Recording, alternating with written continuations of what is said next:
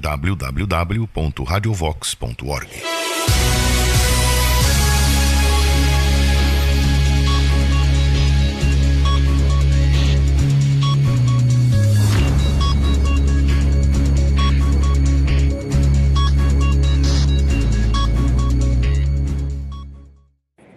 Boa noite. Quem está falando aí? O Alex Pereira, Edson Camargo e Desta Salgueiro. Tudo bem? Alex Pereira já está com ele. Nós estamos no ar? Estamos no ar ao vivo. Estamos no ar, professor.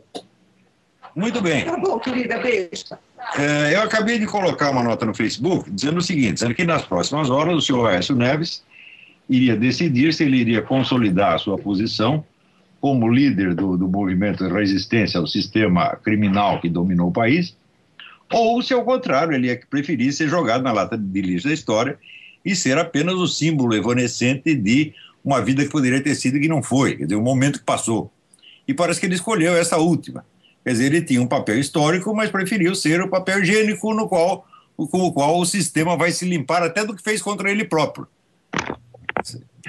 Agora, isso aí é até bastante compreensível. Porque vocês estão acompanhando? Estão ouvindo? Sim, estamos aqui. Estamos ouvindo bem. Estamos ouvindo aqui. Perfeitamente. Há anos eu já escrevi. O PT não é um partido como os outros que veio para participar democraticamente das eleições e revezar-se com outros partidos e outros movimentos políticos no poder. Não, ele veio para mudar o sistema e para transformar-se ele próprio no sistema. E, evidentemente, dentro desse novo sistema, o PSDB tinha uma função. A função é de ser aquela oposição inócua que jamais chega ao poder. O próprio Lula declarou, essa gente não tem perspectiva de poder. O que pode ser melhor para o sistema do que um adversário que não tem perspectiva de poder e que consente apenas em concorrer para perder, legitimando o sistema que o oprime.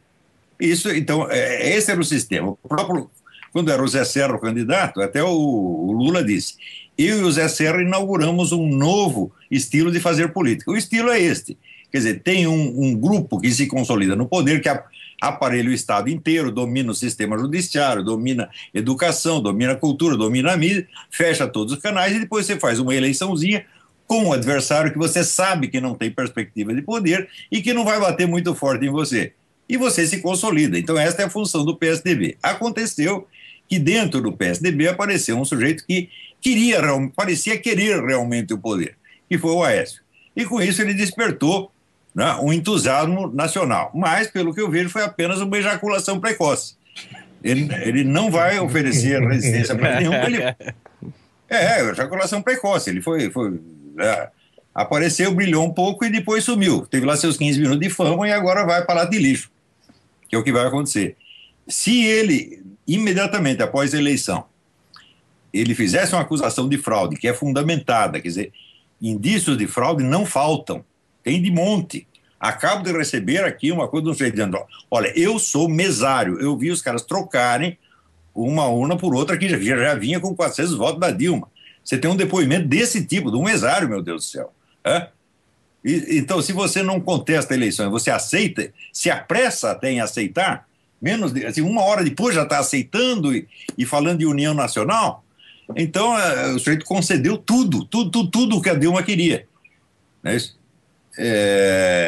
Ele fez exatamente como o Capricho nas duas vezes lá na Venezuela, né, Olavo? Eu, inclusive, disse aqui, se o Aécio perder e fizer isso daí, então, para mim, acabou, porque eu senti que ele ia fazer isso, entendeu? Essa história de respeitar a democracia, o jogo democrático, não sei o quê. Não é que para mim acabou. Né? Quem acabou foi ele. Esquece o Aécio. Aécio foi apenas a vida que poderia ter sido e que não foi. Ele não era a pessoa que nós esperávamos. Ele provou que ele não é um frouxo como o Zé Serra e outros, tá certo? Sim, ele é muito melhor. Cúmplice como o FHC, ele é um homem honesto, bem intencionado e provou que não é nenhum covarde. Isso de fato não é. Tá certo? Porém, ele está muito mal assessorado. Presta atenção. 3 dias atrás eu recebi uma mensagem. A coordenadora da campanha do Aécio quer falar com você. Me deu o número do seu telefone. Passei o número do telefone, ela não ligou. O que eu teria recomendado? Teria recomendado, em primeiro lugar, marcação cerrada em cima do Toffoli. Não pode deixar esse homem fechado numa sala com as maquininhas. Não é para você dar uma confiança automática a ele. Você não precisa levantar uma suspeita contra o sujeito, mas não é para confiar cegamente. tá certo? Fazendo de conta que ele é, vamos dizer, o árbitro impoluto e inquestionável, deixar tudo na mão dele, de modo que ele pudesse fazer exatamente o que fez, que recolhe as maquininhas e coloca de novo em circulação as maquininhas sem que dê tempo de fiscalizá-las. É uma atitude altamente suspeita, né? Então, isso tinha que ser questionado nos últimos dias da eleição. Não foi questionado. Ou seja, entregaram tudo na mão do Toffoli, que nós sabemos de onde apareceu e sabemos quem é. Tá certo? Quer dizer, não é uma pessoa... foi colocado nesse posto. Não é uma pessoa cujo currículo nos induza a confiar cegamente nele dessa maneira. Então, a marcação cerrada em cima do Toffoli nos últimos 3 dias da eleição, pelo menos, seria absolutamente indispensável, né? E, ademais, uma outra coisa, eu tenho dito desde o início, se você aceita um partido ilegal, como participante de uma eleição legal, pronto, você já consolidou a ilegalidade, você já deu o poder a ele de alguma maneira. Não adianta nada você combater a Dilma se você aceita a Dilma como candidata legítima e o PT como partido legítimo. Ou seja, questionar a legitimidade do PT tinha que ter sido uma tônica da campanha do Aécio desde o início. Ele tinha que se apresentar como o Ulisses Guimarães, no tempo da ditadura, se apresentou como anticandidato. Ou seja, eu estou me candidatando dentro de um sistema ilegítimo feito para me boicotar. Eu estou aceitando concorrer aí, porque essa foi a regra do jogo que vocês impuseram, e ou a gente participa desse jogo de cartas marcadas ou fica fora. Então, para não ficar fora, estou concorrendo. Se ele tivesse feito isso, ele teria tido muito mais apoio. E mais ainda, teria criado uma atmosfera no qual o resultado das eleições, caso fosse favorável ao PT, seria imediatamente posto em suspeita e haveria uma investigação, como tem que haver, de fato, uma investigação em cima dessa maquininha. Mas agora, quem vai impor essa investigação? As Forças Armadas? Eu, sinceramente, não acredito. Não acredito que vão fazer nada. Eu acredito que estão todos agora... Foi o editorial do Globo. O momento é de união e conciliação. Então, é assim. Quer dizer, esta coisa, vamos dizer, da conciliação é o velho clássico do Paulo Mercadante. A consciência conservadora no Brasil, que diz assim, conservador, liberal, direitista, no Brasil só pensa em conciliar com a esquerda. Sempre foi assim. E, então, esta é a técnica dos perdedores. Agora, se optaram por isso, bom, eu não tenho nada a ver com isso. Esse pessoal está sendo muito mal aconselhado, né? Vão lá pedir opinião de marqueteiros e de gente desse tipo, da gente da mais baixa qualidade, que não entende merda nenhuma de ciência política, gente que nunca fez uma previsão acertada na vida, tá certo? E é nesses caras que os caras confiam. Por quê? Porque eles cobram caro. Se viesse pedir aqui um conselho do Olavo de Carvalho, não ia cobrar um tostão, só que ia dar uma receita para ele vencer. E a gente ainda conta com um problema adicional, Olavo, é que essas urnas não são auditáveis, né? Tem isso, acabou, fechou e encerrou. Não tem como auditar a urna para provar essas fraudes. Essas fraudes foram colhidas fora. Se você tem uma urna não auditável, a eleição já é fraudulenta por definição. Pois é. Se aceitar do jogo de jeito nenhum. Agora, se aceita, se você não tem alternativa, você é obrigado a jogar com o jogo de cartas marcado, você tem que denunciar o próprio jogo durante toda a partida. Agora, se você faz de conta que o jogo é legítimo, você já deu a vitória ao outro. Tá bem, gente? Essa é a minha análise da coisa. Beleza. Foi ótimo. Foi exatamente o que a gente estava precisando. Também que essa senhora, essa coordenadora da campanha, não tenha vindo pedir algum conselho para mim, porque eu não ganho para dar conselho. Tá certo? Eu só estou falando as coisas de acordo com a observação séria e objetiva que eu estou fazendo disso aí há quase 30 anos. Tá certo? Até hoje não errei nenhuma previsão, gravemente. Tá certo? Enquanto todos erraram, inclusive esse negócio que eu estou falando, o PT não é derrubável por via eleitoral. Por quê? Porque a eleição sozinha não funciona. A eleição é um elemento da máquina democrática. A máquina democrática se compõe do sistema judiciário, da mídia, da educação, e mais disso, mais daquilo, mais... Para tudo isso funcionar, para que a eleição seja legítima. Se um partido domina tudo e sobra só a eleição, então a eleição já é, por definição, um jogo de cartas marcadas. E de agora em diante, professor? Contestar o sistema criminal que nos governa. Sim. Continuar contestando agora mais do que nunca. Não é dizer, agora para mim acabou. Não, agora começou. É isso aí.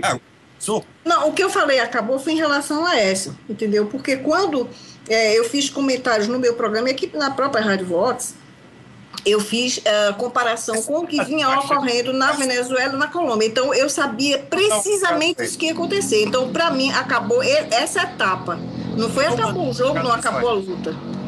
Posso dar um recado direto para o seu Aécio? Pode mandar, professor, manda aí. Pode? Seu Aécio Neves, vem aqui me perguntar o que deve fazer. Porque o senhor não sabe, seus assessores também não sabem. Mas eu sei. Professor, a gente foi atrás deles lá, eles falaram que não precisava, que não, era impossível. Professor, olha, a gente foi falar com os caras da assessoria. Meu Deus do céu. Sim, professor, a gente levou lá documento do Foro de São Paulo. A gente levou documentação do Foro de São Paulo, levamos lá para eles aquele negócio que a gente conseguiu vazar do telefonema da Maria do Rosário, do comitê dela, que até ele falou isso no debate, até isso foi uma coisa que a gente tem que lembrar, né, que ele comentou, mas falou, não, mas vai pegar mal para ele, não sei o que eles acham, né? Não sei. Ele não é um imbecil e provou que não é de maneira alguma. Mas os assessores dele, né, professor? Mas ele está extremamente mal assessorado. Confiar em marqueteiro é coisa de louco. Sim, sim. É um erro recorrente do PSDB desde pelo menos 2002, né, professor? As pessoas têm que entender o seguinte, olha, existe ciência política, meu Deus, existe uma ciência objetiva da sociedade e da política. Eu estava falando disso aqui na rádio há pouco. Onde se comprova a veracidade da ciência? Na previsão correta. Eu estou fazendo previsão correta há 20 anos. Esses caras erram tudo e quanto mais eles erram, mais confiáveis eles são, mais alto é o cachê que eles cobram para dar conselho errado.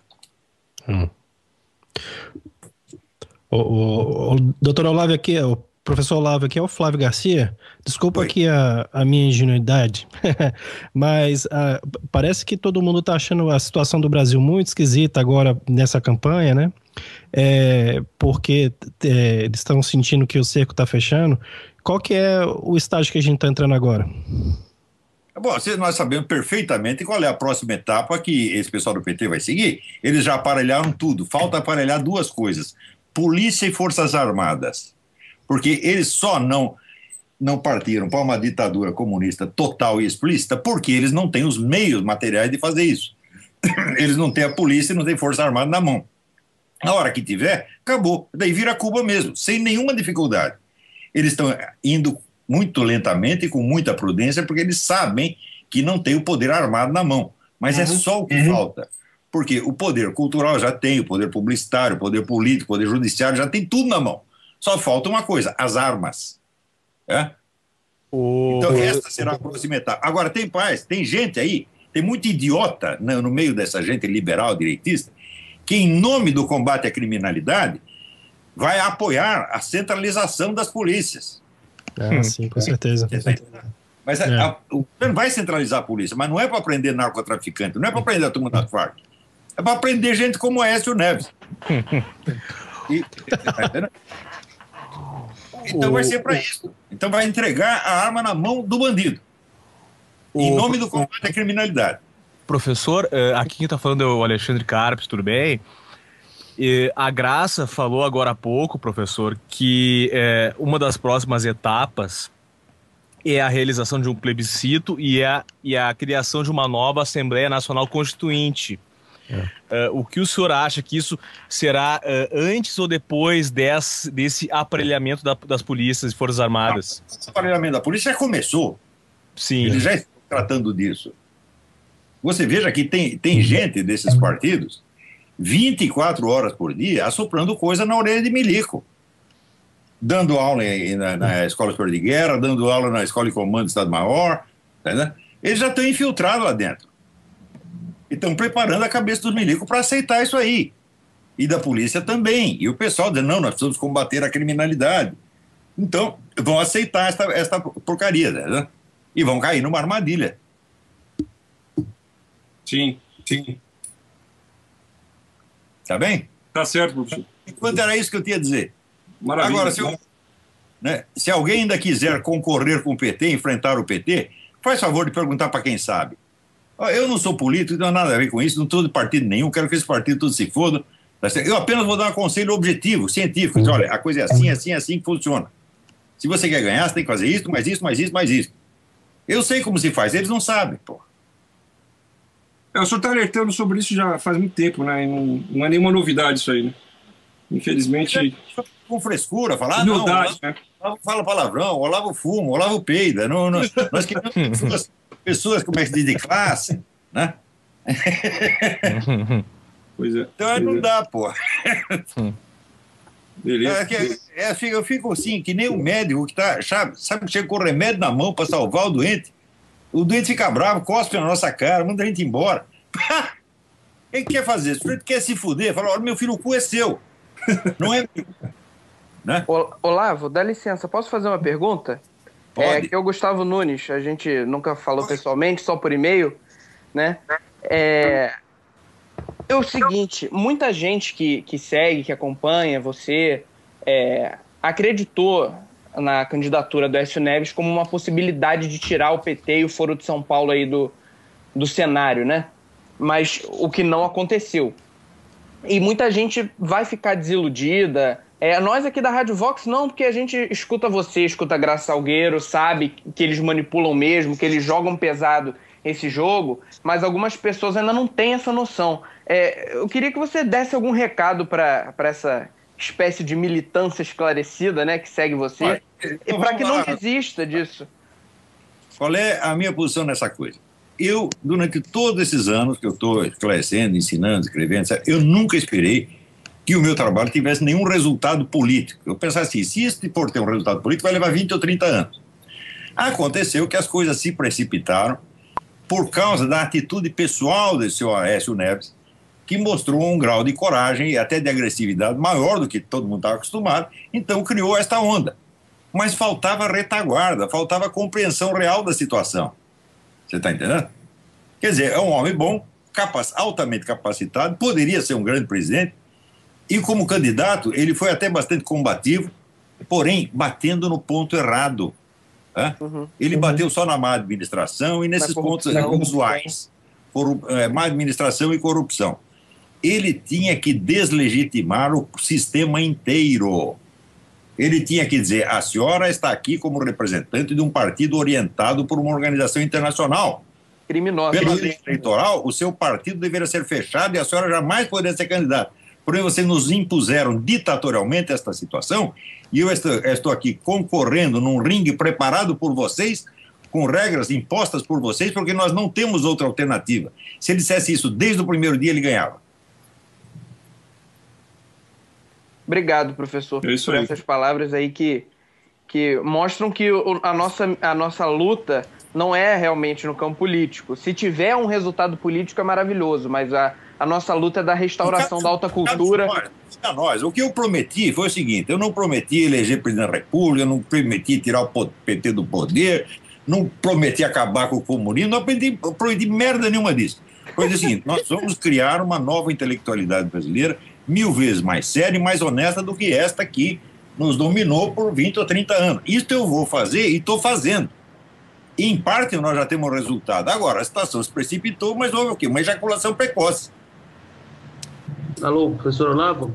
Sim. Aqui é o Dante Mantovani, tudo bem? Dante Mantovani, tudo bem? Tudo jóia. Professor, a gente, como o Alex falou, a gente esteve lá no comitê do Aécio Neves, né, passamos esse material, inclusive artigos do senhor, da Graça Salgueiro, do Vitor Vieira, né, que é jornalista que trabalha com a gente aqui na rádio também.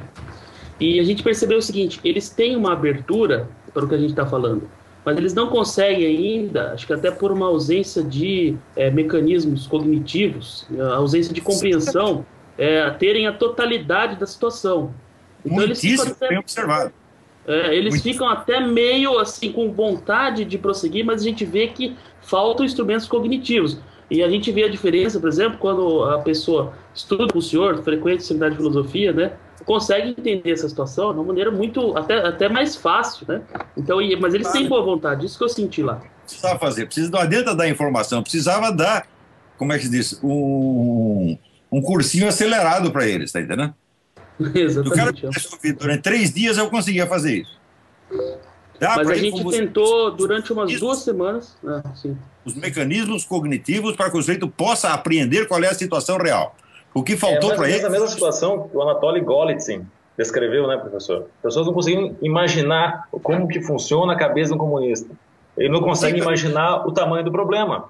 Mas o Golitz, o Anatoly Golitz, ele fez a mesma coisa, ele só passou uma informação. Sim. Ele era apenas um agente da KGB que estava dando informação. Ele não é um cientista político, ele não é um filósofo. Vamos dizer, criar, como disse o Dante, os mecanismos, passar os mecanismos cognitivos necessários para a pessoa entender a informação. Sim, sim. Um déficit imaginativo, mas ele reclamou disso. Vocês não vão conseguir imaginar, vocês não conseguem imaginar como eles pensam, né? E por isso que vocês não conseguem enxergar o problema. Ele falou isso para os americanos. Sim, mas você vê, ele podia até dizer isso, mas ele não tinha condição de ele, pessoalmente... Ah, não, sim. Vamos dizer, criar uma intelectualidade capacitada para isso. Isso aí é um trabalho de décadas. E não é para uma... Claro. Isso é um filósofo, um cientista político. E olha, e dá muito trabalho. Isso é uma, como dizer, usar a expressão do Spinoza, uma reforma da inteligência. Então, o Brasil é aquele velho negócio do Hugo von Hofmannsthal. Nada está na política de um país que primeiro não esteja na sua literatura. Então, o dia que tivermos uma literatura, não só de ficção, mas livros de ciência política, de filosofia e tal, que consigam apreender e descrever a situação, aos poucos o povo acaba entendendo. Mas nós não temos nada. Então, necessariamente, é um trabalho de longo prazo. Claro, até o meu material sobre isso, você vê, eu estou usando elementos de ciência política que eu dei no meu curso de Teoria do Estado no ano 2001 e que não foi publicado até agora, eu não tenho condição. Muito bom o curso, eu fiz, muito bom, professor. Vou dar uma coisa de umas 800 páginas, não tenho tempo de redigir. Sim. Não esqueça que eu não tenho nenhuma secretária aqui, não tenho uma digitadora aqui, entendeu? Então eu estou aqui trabalhando sozinho, eu faço o que posso, mas não dá tempo de escrever tudo. Então, nem em circulação, sob a forma de livro, esse material está. Então nós estamos atrasados. Entendeu? Sim, eu queria fazer uma pergunta para o senhor. No último debate, e já no antepenúltimo, não o da Record, no da Bandeirantes, nós vimos que alguns candidatos, já no primeiro turno, questionaram e colocaram em xeque a hegemonia discursiva do pensamento esquerdista. Alguns temas tabu foram abordados, inclusive no último debate o Aécio Neves abordou a questão do porto construído em Cuba com dinheiro brasileiro, né, falou abertamente que isso era um desvio do dinheiro do brasileiro, e isso nunca nos últimos 25 anos aconteceu. Então, na época, eu fiz um comentário aqui na rádio dizendo que isso era um presságio positivo, né, para o futuro. Agora, vendo o resultado, eu estou bem desanimado, mas eu achei que isso daí pudesse... Ele fez isso. Ele fez a crítica também do ponto de vista administrativo. Quando ele tinha que dizer, a senhora fazendo isso, a senhora violou a Constituição e a lei, a senhora é uma criminosa, a senhora não podia ser candidata. Né? Sim, porque a senhora cometeu um crime para favorecer um governo estrangeiro. E quando ela alega, mas isso criou empregos, eu digo, escuta, mas espera aí, mas é possível você criar um porto inteiro só para você criar emprego para quem trabalha lá? É para isso que serve um porto? É esse o rendimento de um porto? Quer dizer, a resposta dela é cínica. Porém, a resposta pegou por quê? Porque ele focou o negócio do ponto de vista administrativo e das vantagens apenas. Quando não era para fazer isso, é para dizer, isso é uma atitude criminosa, a senhora violou a lei, a senhora tinha que sofrer impeachment por causa disso. Quer dizer, ele se deixou governar pela pauta dela. Envolvimento, vamos dizer, num esquema comunista internacional, ao qual a senhora está servindo, que pôs a senhora no poder e ao qual a senhora está servindo com dinheiro brasileiro. Quer dizer, ele precisaria ter uma formação política muito mais forte do que ele tinha. A gente percebe que ele só conhece estratégia de campanha, de comício, de passeata, de como posar para fora. Ele é um político provinciano, local. Ele é bom para ser prefeito, essa coisa toda. Quando chega numa coisa que tem uma envergadura internacional, ele não entende mais. Não entende. Agora, se não entende mais, não há vergonha nenhuma nisso. Ninguém nasce sabendo. Então, pergunta para quem sabe, meu filho. Mas ele estava aberto, viu? O material que a gente passou. Não vai encher o saco, não vai querer cargo. Se você oferecer, você me ajuda, eu ofereço o cargo, eu enfio o cargo no cu. Não quero cargo, só quero o seguinte: eu estou estudando essa porra faz 30 anos, tá certo? E eu estou aqui para oferecer esses conhecimentos a quem os queira. Se vier a Dilma aqui pedir, eu ensino a Dilma também. Se tiver o Lula, ensino o Lula também, se ele conseguir. Eu acho que não consegue. Mas parece que conseguiria, se ele estudasse um ano com o senhor, acho que ele derrotava esse esquema aí, fácil. Mas brincando. E você vê, o efeito que nós estamos conseguindo, nós só com esse negócio do curso e com os artigos, é um efeito monstruoso. monstruoso, porque toda essa onda de entusiasmo, tudo que surgiu em torno do Aécio, foi por causa dessa nossa longa preparação. Eu não esperava isso e foi, por assim dizer, até contra a minha vontade, porque eu ia achar que era ejaculação precoce. Falar, não é a hora ainda, não estamos prontos para isso, então não vamos entrar nessa. Mas, já que entraram, eu falo, bom, eu não vou segurar ninguém. Mas o senhor acha que isso vai prejudicar o prosseguimento dessa luta agora ou ajuda essa onda toda em torno do Aécio que houve? Prejudica e ajuda ao mesmo tempo, tá entendendo? Por um lado, ajuda a esclarecer a situação. E botar a coisa em termos mais realistas. Ou seja, não é uma concorrência normal entre dois partidos, qual um partido é melhor, outro partido é melhor. Não. É um sistema ilegítimo, um sistema criminal que foi montado para controlar tudo e, em cima, como cereja do bolo, colocar um treco chamado eleição para enfeitar e legitimar o conjunto. Sim. Esta é a situação. Eu já escrevi isso mais de 15 anos atrás, meu Deus do céu.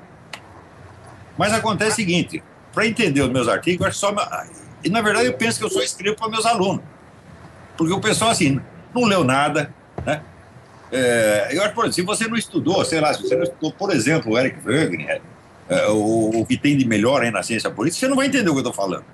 Você entende uma coisa ou outra, mas você não vai pegar a realidade do que eu estou dizendo. Então, eu estou escrevendo coisas e eu mesmo estou preparando as pessoas para que leiam essas coisas. Eu estou fazendo o meu próprio público. É este o problema que eu vi, assim, 20 anos atrás. Falando, mas para quem eu vou dizer essas coisas? Não tenho para quem dizer. Então, eu vou criar o público. Né? Mas por enquanto, porque é pequeno ainda. É pequeno e não é ouvido. Vocês vão lá falar com os caras. É que como na eleição em que era candidato o Zé Serra. Nós entregamos um dossiê inteiro de Foro de São Paulo para o Zé Serra. Você acha que o Zé Serra tem capacidade de analisar politicamente? Isso não tem.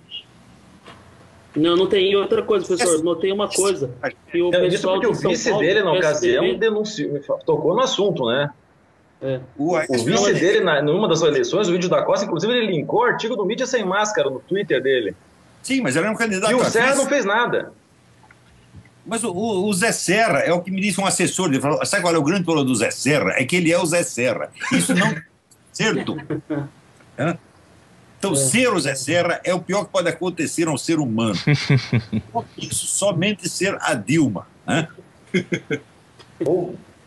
Mas existe uma ala bem esquerdista dentro do PSDB, viu, professor? E é o pessoal de São Paulo, ligado ao Fernando Henrique Cardoso. Não é o problema de você ser... Veja, eu acho que a gente não pode equacionar a coisa em termos ideológicos só.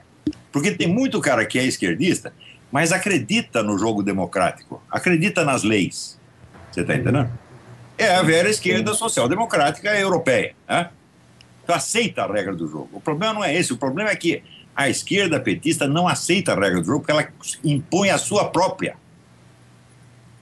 E tem muita gente no PSDB que aceita fazer este jogo. Este é que é o problema. E até por uma ausência de compreensão, como nós falávamos antes. Eles entendem as coisas numa clave muito mais limitada, né? Uma faixa de frequência muito menor. É uma tragédia cognitiva. A cabeça é feita pela grande mídia brasileira. Eles acreditam no Jornal Nacional. Professor e Dante, e a gente sempre falou aqui na rádio, mesmo na época do grande entusiasmo, o Aécio estava na frente das pesquisas, que o trabalho de guerra cultural, de educação das pessoas, ele deveria continuar, até porque grande parte, pelo menos metade da agenda do PT é igual à do PSDB, ou seja, racialismo, casamento gay, aborto. Mesma coisa. Mas veja, eu também não acho que isso seja um problema. Eu digo, por exemplo, para desmantelar o sistema criminal do PT, eu colocaria na geladeira esses temas durante 2 ou 3 anos. Correto. Eu não vou fazer combate anti-gaysista, agora não é hora, meu Deus do céu, porque o gaysista é quanto? É 0,002% da população. Esquece eles, né? O que importa é desmantelar o sistema criminal, desaparelhar o Estado. Depois a gente conversa o resto. Então, até a identidade de ideais e valores não é um grande problema. O problema é o seguinte, você aceita, vamos dizer, a regra do jogo petista, você aceita a democracia do PT, que é o centralismo democrático, onde você pode concorrer na eleição, mas, na verdade, só um partido apresenta os candidatos, só um partido domina a justiça eleitoral. Como é possível uma coisa dessa? E se você tem a justiça eleitoral todinha preenchida com elementos do outro partido? Isso é obviamente ilegal. Então, quer dizer, as condições mínimas para o exercício de uma eleição democrática já foram negadas. Em seguida, você faz a eleição e finge que é democrática. Você está fazendo o jogo dos outros, porra. E até a gente falava isso, professor, porque já pensando na hipótese de caso o Aécio ganhasse, mas aqui na rádio a gente sempre colocava que a coisa ia em banho-maria, ou seja, a gente não tinha certeza, porque a gente sempre sabia que havia a possibilidade de fraude, né? Na hora que eu vi, vamos dizer, a força pessoal do Aécio, eu fiquei muito impressionado. Eu disse, o PT só tem uma chance, a fraude. E eu tenho certeza que houve fraude, porque os indícios são tantos e os personagens são tão suspeitos que falou, não haver fraude aí é quase um milagre. Golpe eleitoral. Olavo, e isso fazia parte de um processo, eu falei aqui na rádio 900 vezes. Primeiro, eles deixam o candidato ir para o segundo turno, para não fazer a fraude logo no primeiro e não ficar uma coisa muito evidente. Vai para o segundo turno, depois começa a emparelhar os percentuais, eles ficam com empate técnico, depois sobe a candidata deles para no final fazer a fraude e dizer não. E isso a pesquisa já contava. Entende? Você já tem depoimento de que o governo comprou, tá certo, o resultado das pesquisas da Datafolha do Ibope. O que mais você precisa? É claro que está sendo preparada uma imensa fraude. Pois é. Isso não foi denunciado também pelo candidato. Ele deveria denunciar. Tá? Agora ele diz apenas, não confio nas pesquisas. Não, é pouco, não é assim. Não, está havendo, vamos dizer, uma associação criminosa entre o governo e institutos de pesquisa. Esse resultado é fraudulento. E tem que mandar investigar. Não é só reclamar. Ainda existe o aparelho judiciário. Ainda que ele esteja todo do outro lado, você pode usá-lo. A esquerda sempre soube fazer isso. Né? Mover 1000 processos, sabendo que vai perder todos. Para que mover os 1000 processos? Só para poder chegar na hora e dizer, você tem 200 processos nas costas, você tem 300 processos nas costas, pronto, já queimou o cara. Você viu o que fizeram com o Maluf? Aliás, bem feito, né? Não conseguiram condenar ele nenhum, mas chegava na televisão e falava, você tem 500 processos nas costas, o que o cara vai responder? Tem o mesmo. Professor, eu percebi uma coisa hoje aqui. O lucro que eles visam é na guerra simbólica, né? Você sugere um processo, o cara diz, mas não dá, a justiça está aparelhada, vai sentenciar contra nós. Eu falei, deixa sentenciar, meu Deus do céu. O que importa é o número de processos, não a sentença. E vai que uma dá certo, né, professor? Olha, isso que o professor fala, que o PT aparelhou todas as esferas de atuação, né, todos os institutos da sociedade civil, é uma verdade evidente. E eu percebi isso hoje porque eu passei por várias sessões eleitorais aqui da minha cidade. Em todas elas tinha um fiscal do PT entrando em todas as salas de votação e dos outros partidos não tinha, só do PT. E a cidade do interior aqui de São Paulo, eles sabem trabalhar, né, professor? Tem que usar o chapéu. Por que os caras fizeram esse aparelhamento do Estado? Porque o Gramsci manda fazer. Os livros do Gramsci estão em circulação no Brasil desde a década de 60. É você ler e entender que quem leu aquilo e gostou vai fazer aquilo e não outra coisa. Eles não têm outra receita. A receita é a do Gramsci. Aliás, eles usaram 2 receitas. As 2 foram postas em circulação na década de 60. Por um lado, o Antônio Gramsci e por outro lado, o Herbert Marcuse. O Gramsci vinha com essa coisa da Revolução Cultural, do aparelhamento do Estado, da ocupação de espaço, etc. E o Marcuse vinha com a ideia de que a classe revolucionária é o lumpenproletariado, a ralé e não o proletariado. O pessoal da esquerda assumiu as 2 coisas. Né? Sim, eles trabalham no método dialético. Da década de 60, você sabe o que eles vão fazer em 2010. Sim. Então, o pessoal não lê livro, porra. O que eu posso fazer, então? Agora, parece também que a militância petista ela é tão ampla que eu acho que eles nem têm consciência de toda essa estratégia e eles agem por automatismo. Não precisa. A coisa está totalmente disseminada. Né? Uhum. Não precisa ter. Quer dizer, o militante não precisa saber todos os detalhes da coisa e não é para saber mesmo. Basta ele cumprir as palavras de ordem, está tudo feito. Quer dizer, os engenheiros que bolam a coisa toda pode ser meia dúzia.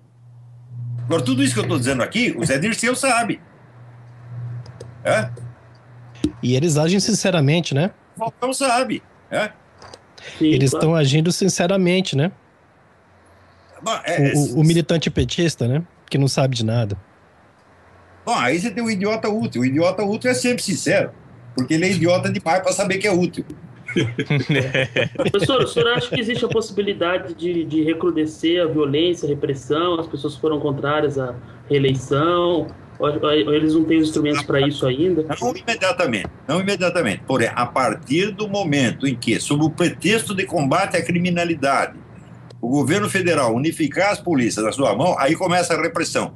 Eles não vão prender ninguém das Farc, não vão prender nenhum narcotraficante, a não ser que seja algum concorrente menor deles. Eles vão estabelecer o império das Farc, que já tem... Já fizeram isso, Olavo, já fizeram isso. Essa semana prenderam um camarada que é o chefe de uma Bacrim, já foi extraditado, o homem já foi, fizeram um alarde gigantesco, como se tivessem pegado o próprio Timochenko, que é o chefão das Farc. Eu disse aqui na rádio, esse camarada não tem nenhuma importância. Eles vão fazer, eles podem pegar um outro traficante menor, só para mostrar serviço, mas o grosso da repressão será de ordem política. Eles só não fizeram isso porque não têm os instrumentos na mão. Nós sabemos que as polícias estaduais são elementos de resistência ao PT. A hora que vencer essa resistência que a polícia tiver na mão deles, acabou. A criminalidade não vai diminuir nem um pouco, vai até aumentar. Tá certo? Só que vai ter um monte de criminoso político na cadeia. Então é isso, gente. O que eu tinha a dizer, já disse. Maravilha. Muito obrigado, Olavo. www.radiovox.org